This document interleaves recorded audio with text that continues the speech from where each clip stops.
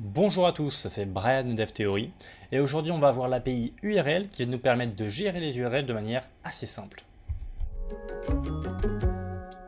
Alors cette API URL là va prendre un paramètre obligatoire et également un deuxième. Donc soit le premier c'est une URL complète, ou soit c'est un bout d'URL qui va se compléter à une base déjà existante.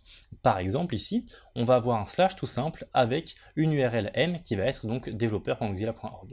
Et ça va nous renvoyer, enfin ça va avoir un objet dont la valeur href va nous renvoyer cette URL là. Et vous voyez qu'on peut directement mettre M et on va avoir exactement le même résultat. On peut donc rajouter d'autres choses avec notre même base. On va pouvoir rajouter des langages et vous voyez qu'on n'est même pas obligé de mettre le slash ici qui n'est pas présent et ça va pourtant nous rendre la même chose. Donc ça c'est une des spécificités de NewURL dès l'instanciation. Mais nous ce qui va nous intéresser c'est une fois qu'on a l'objet en question NewURL en fait. Une fois qu'on instance, qu'est-ce que contient cet objet? Et bien il va contenir toutes ces propriétés là et également quelques méthodes, mais c'est les propriétés qui vont nous intéresser. On va aller sur une URL un peu par hasard et donc on va faire let URL data est égal et donc là on va faire new URL de notre URL où on va rajouter par exemple un paramètre OK est égal 23.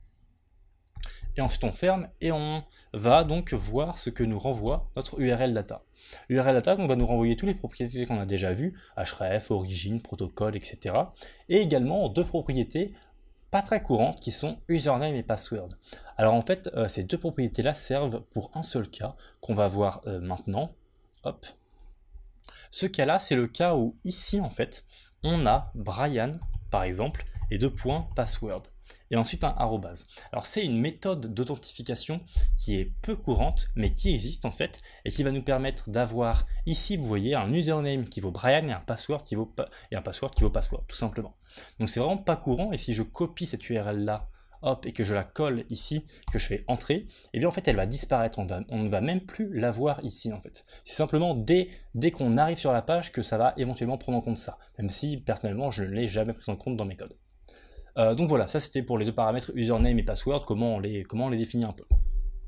Maintenant, quand on regarde donc, ce data-là, enfin disons toutes ces propriétés-là, on peut reconnaître un objet qu'on va souvent utiliser, c'est le window.location.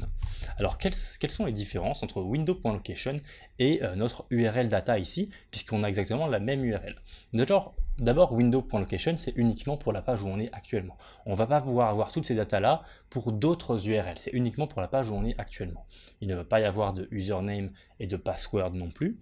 Et on va avoir un peu, on va avoir par exemple si on revient sur la page et on va faire un OK23 également, hop, clac, on va avoir notre window.location.search qui va valoir le fameux OK23 avec le point d'interrogation avant. Ça va être la query search en fait, les paramètres de query.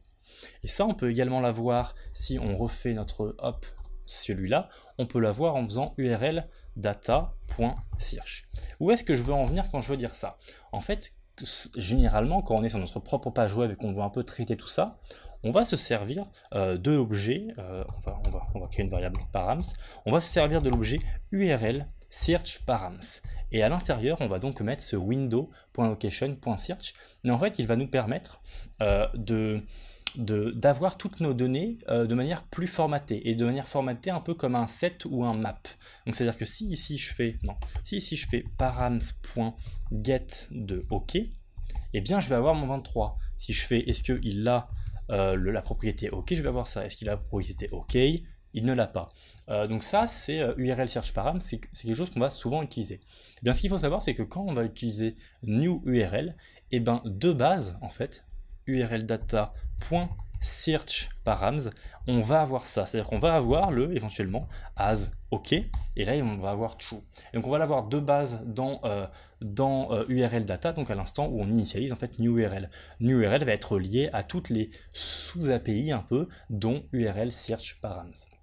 Donc ça c'est simplement pour parler d'URL. Ensuite à quel moment c'est utile? Eh bien c'est probablement beaucoup plus utile en Node.js que dans un site web client en fait. En Node.js, si jamais vous avez pas mal d'URL que vous voulez gérer tout un site web ou que vous voulez faire du wrapping dans du HTML, eh bien là ça va être intéressant d'avoir ça si jamais vous voulez gérer les URL. Donc voilà, c'était tout. Je vais vous mettre ce lien-là en description. En parlant donc de lien en description, je vais également vous mettre ce lien-là, bien sûr, qui est mon produit, mon cours gratuit qui permet d'avoir un peu plus de confiance en JavaScript, car vous allez pouvoir démystifier pas mal de choses, des notions avancées en JavaScript. Donc si vous êtes intéressé par ça, je vous mets également le lien en description sans le hockey dans le 3. Et puis dans tous les cas, on se retrouve dans des prochaines vidéos.